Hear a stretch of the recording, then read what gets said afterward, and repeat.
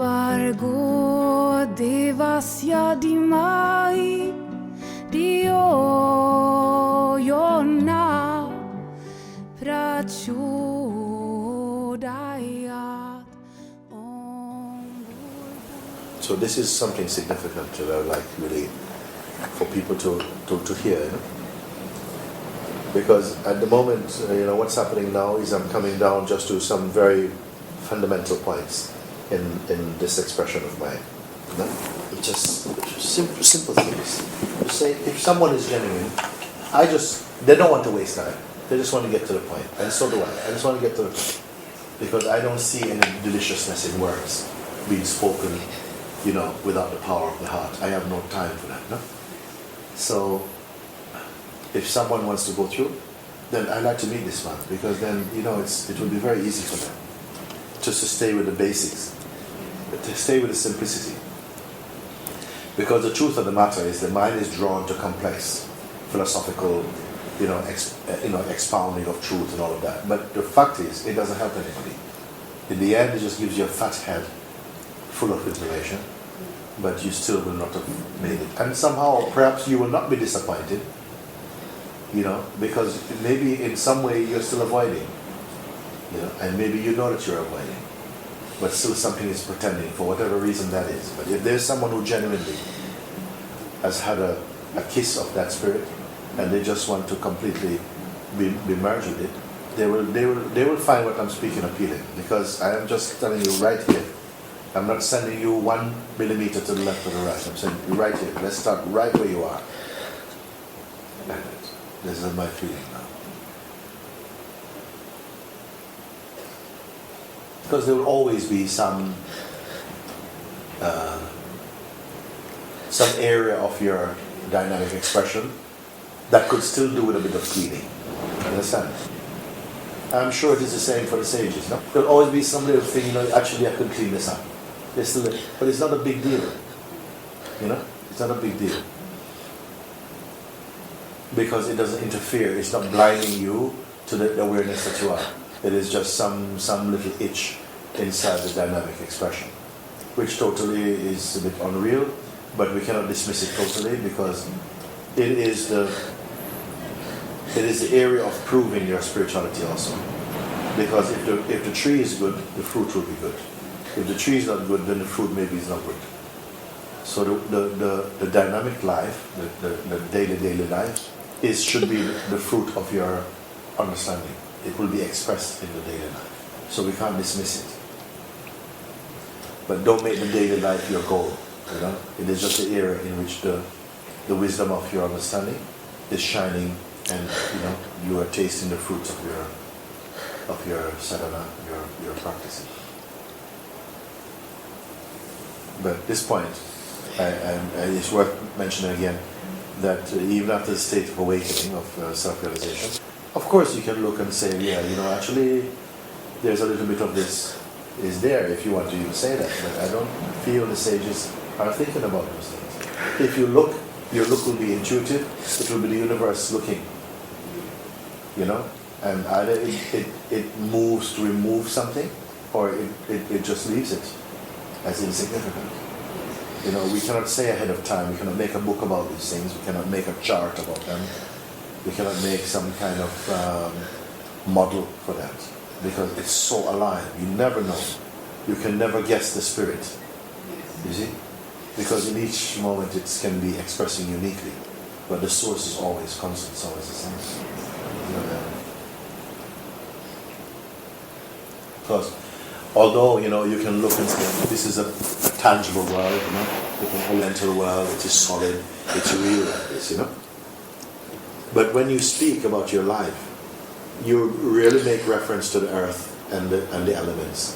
It's not the elements you're talking about. You're never talking about wind and fire and water and air and space. You're not talking about these things. You talk about your feelings, your attitude and your relationships. You're not talking about the elements, unless you're talking about the most refined form of the elements as is expressed through the vital force or something.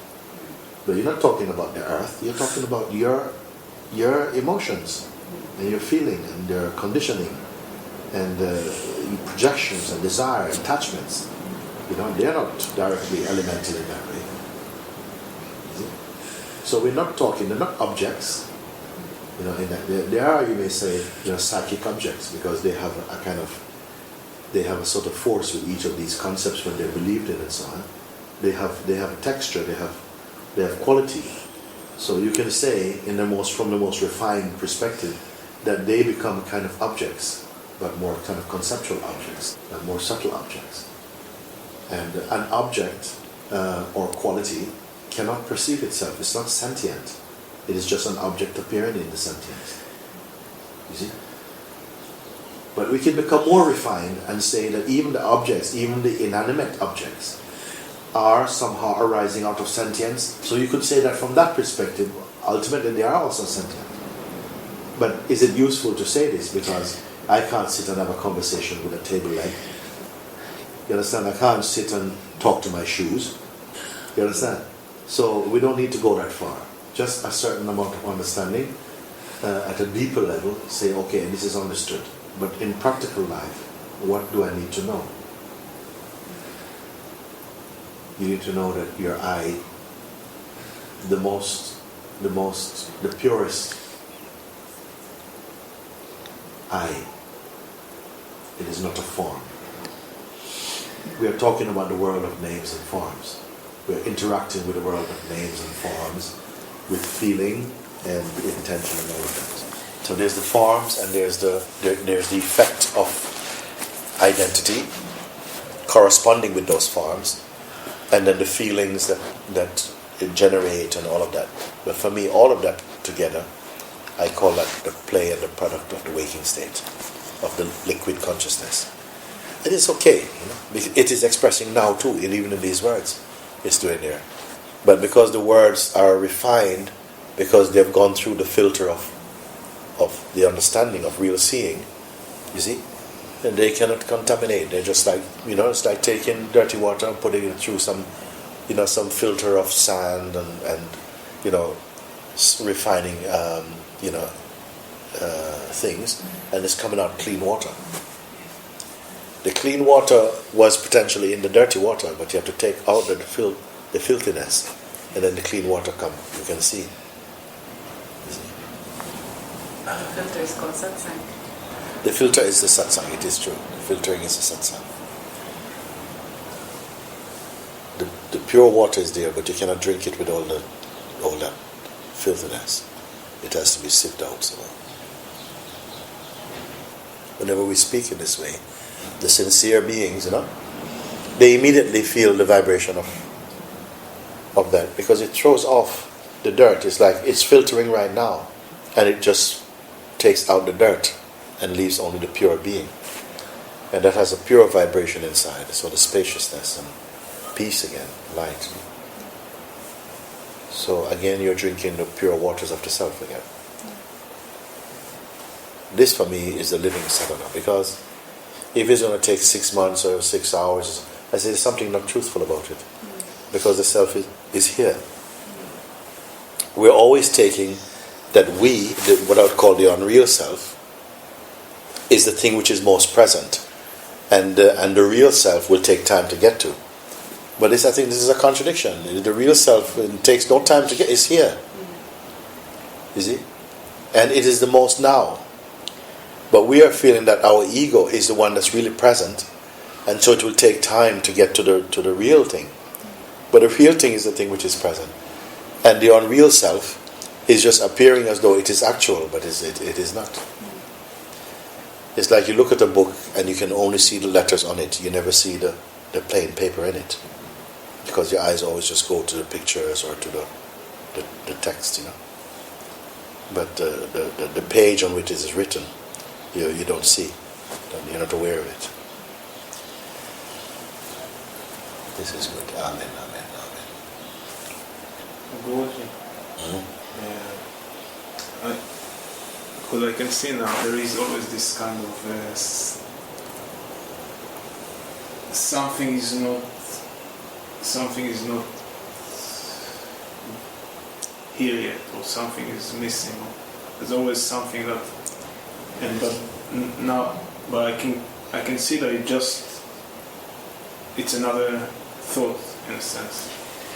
But why is it keep on, like, is there anything that should be more a firm seeing that will kind of flush this dark thing? There's the spirit in you doesn't have to follow words. The words are appearing to want to find the spirit, but the spirit is not trying to find the words. It is already there. It is aware of the words and even aware that the words are persisting. The ideas and concepts are coming and going. But the spirit is not troubled by it. It is just there. This is the simplicity, you know. When I say that we're looking at a screen, and there's a film on the screen. It is just going on. The film on the screen does not have any intention, although the people who make the film maybe was trying to use the film to touch you and to have certain effects on you. But the film showing on the screen have no desire. It's just there, you know. And you watching it also, you're not directly affected by it, except when you create some relationship and start to identify with what you see and so on. Then through that correspondence, especially when it is charged with identity, then somehow you seem to lose you become distracted from the unchanging self, and you're getting caught up in all that traffic of what's going on in there. But you can still see all of what's going on the screen without identity, and you don't feel like you've lost yourself. In fact, everything is just another appearance inside the self. The self never runs out of space in which things can appear. You know, billions and billions of things can appear, but none of them can alter the self. And immediately you should know that, because it is to be proven any moment that as awareness, there's an awareness that all these things are coming and going, no matter how many things. A thought, what happens? You believe in the thought. The thought cannot believe in itself. It is you who believe in the thought. When you believe in the thought, that's a tremendous devotion, it's a tremendous power. You know, you believe in something, it becomes real for you.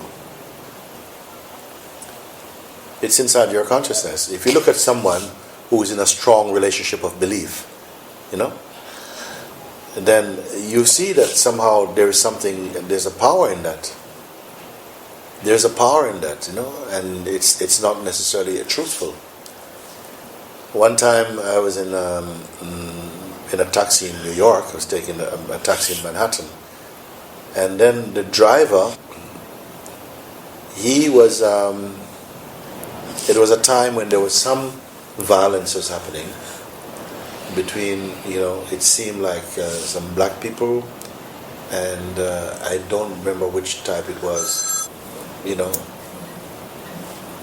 Maybe say it's a black and white thing. And I'm driving with this taxi driver is driving, and every time he comes to a place, I think it was about Jews actually, because he was talking about the hats and things like that.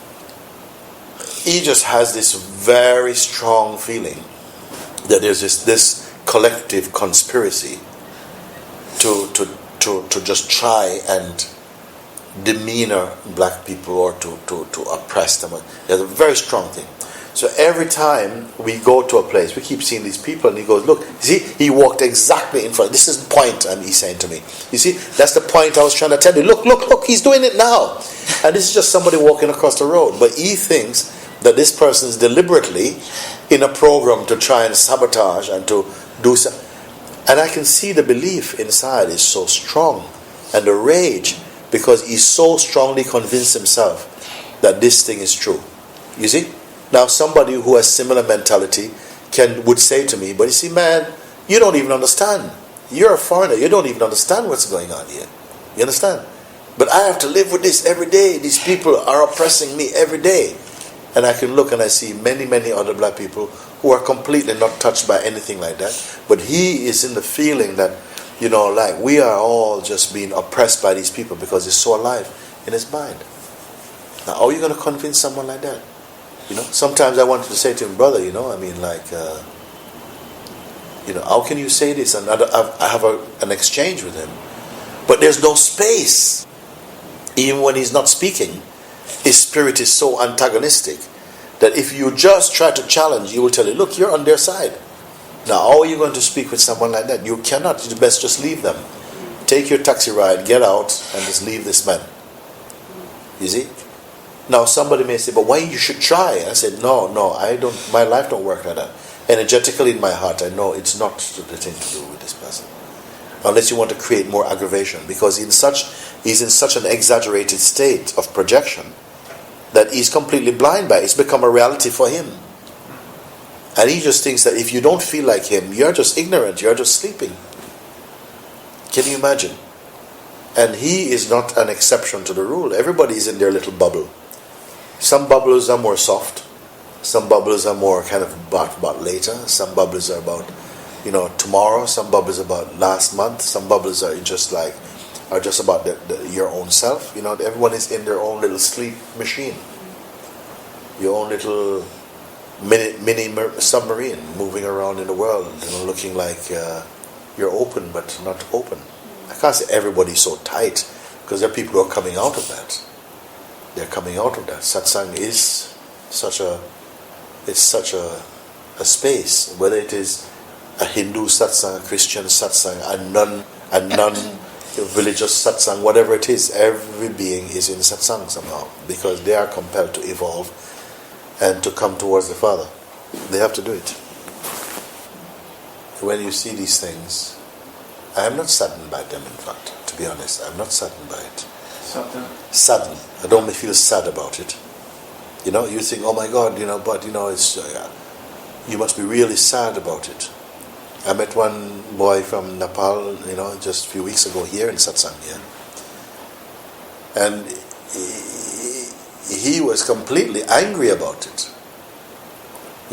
I've seen what you see. I know it's in my heart, and I see the people, they're just never going to get it, and I can see them, they ask these questions, I'm never going to get it. I said, listen, you need to relax.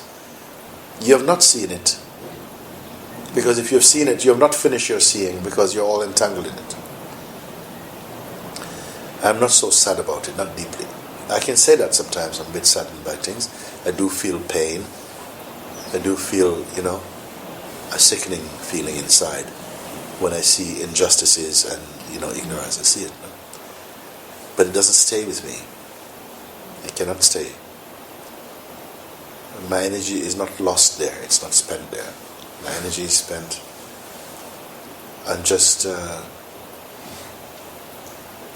letting the light of truth shine. Let them come. Let the people who feel something, if they resonate with that, then take it. If not, it's okay also. It's not my business. I don't have a business. It's my joy to do that. And I see the presence of God in everything, even in the most painful things. And this is my good fortune. I feel like this.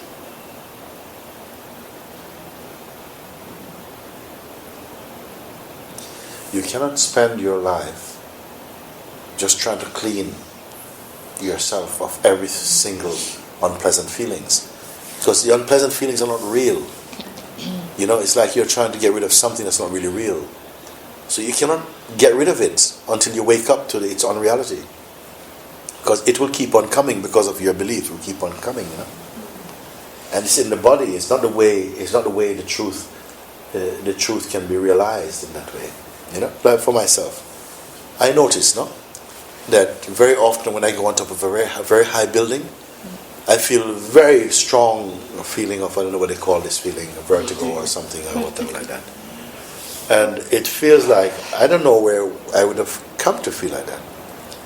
That must have been in some experience along this line here, either in some life, I must have fallen to my death or something. Something have happened like that. Because it just has a strong feeling. Now, do I need to get rid of this feeling? I don't feel I need to get rid of it. I see that it belongs to something there. And it's got nothing to do with my awareness. It's kind of there. Now, I can say that I would really try to get rid of it, to really, to get rid of this thing. But it doesn't block my awareness. And you can say that to try so hard is to give this physical life too much importance. My focus is to know what I am. and to share from that I amness and beyond. You see, otherwise you're going to see many things you feel that you didn't put there, and you can, of course, you can work on them. There are therapies and so on, also created by consciousness somehow, to work on these things and to become people are feeling shy in themselves. They want to stop being shy. Does their shyness stop them from finding the truth? Not at all. Nothing stops you from finding the truth. But if you think it does, it will seem like it stops you from finding the truth. Maharaj says, yes, Maharaj says, no, I leave my human nature to unfold according to its destiny. I remain as I am. You see? It's the same thing. Some things are going to be there, some idiosyncrasies and so on. Some of them needs to be worked on. But the Spirit will guide you. The Spirit guides it. No? Something that feels like power is there to look at them and to wash them away. And other things it seems to ignore. Now you may say, but you helped me to do this, but why do you leave this with me? I say, don't question God. Just live with that. Maybe this is still going to have something to teach you, to help you. Your pains and sufferings still have a role to play in your life, because who knows, maybe they stop you from becoming arrogant. I don't know. You cannot understand these things completely, but I would like to encourage you not to put so much emphasis on trying to clean, your transient existence. Clean what needs to be cleaned, because some things you think you need to clean are just things you picked up in the life. Don't waste time. Focus upon the being, upon the self. Stay as the self. And then if the self wishes to clean the dynamic area, it will do it. Don't worry for that. Because there's no such thing as a perfect person or a perfect personality. It's just not where perfection lives, If there were perfect personalities, we would not want to leave your personality. And perfect personality is just an illusion. It's just a made-up thing that the self creates for a duration. When you say the self, for me it means not engaging with the transient, with the mind. Yes. Yes. Actually, the one who wants to work on cleaning their terrestrial existence, their day-to-day existence, is itself a mixture of ego and presence. It is that wants to do it, and it is also it's sucking up time. Also, it's putting the attention in the wrong area. But most people, that's where their attention go. They invest a lot of energy to try and clean up their act. I think it's okay, you have to do it for a while. But at the later stage, you see that that's not really that important. Put your attention more on what observes all of that, and see if that which observes all of that is different from you.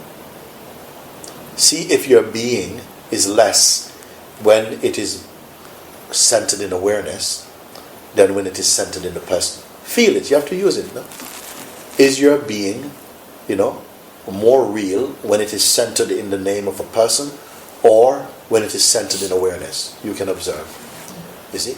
And if you say, okay, when I'm in the person I feel more real, or what do you mean by real? Because I can feel things more, I can see what people are thinking. That's very unreal, that's very unstable ground. But when you experience the I as awareness itself, you see that, wait a minute, all these things about, fixing this, fixing that, they become very small, very weak. Very weak, like this is small change. You don't need to worry with that. So you just stay in the truth. And that's where your conviction will be. That, actually I used to feel that it was important to make my life squeaky clean. But I see that I got a very, very clean house, but I still was in a state of ignorance. You see? Another one say, well, like my life, I don't know what it is, it's a bit messy, but it doesn't matter because I know I'm not that. And they're not just saying it out of cleverness, they've seen it. The one who sees it and the one who only says it, they're very different in their vibration. The one who sees it, when you're in their presence, you feel the authenticity of what they're saying. The one who only says it, when they say it, you feel irritable. Because they're saying something that sounds true, but the presence is irritable, like creepy crawly, it's itching. You can't be with them. They are not true. You see. These are the I would say, very important insights to remind people about in their, because everything just help you to free up yourself. Stop carrying these heavy luggage of useless things. Let's drop them. And you see, you can drop them right now. So you don't have to save up and make arrangements to drop them later, because they're not real. Suppose, you've been carrying around this bag on your back for a long time, is thinking that, it was, it was full of, sort of, potatoes. And then, one time you open up the bag and the person say, open your bags, have a look. He said, no, don't mustn't have light go on them. Don't let light go on them. I said, well, no, just take a look, open it up. I don't want to. When he opens it up, and what he finds is there, everything is rotten.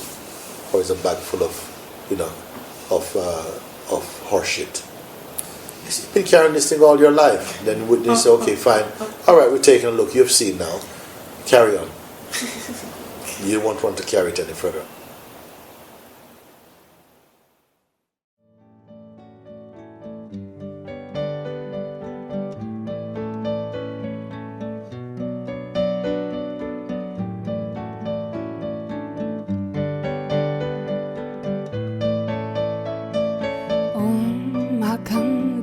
Mandalakaram Vyaptamyena Characharam Tat Padam Darshitam Yena Tasmai Shri Gurave Namaha Om Akanda Mandalakaram Vyaptamyena Characharam Tat Padam Darshitam Yena Tasmai Shri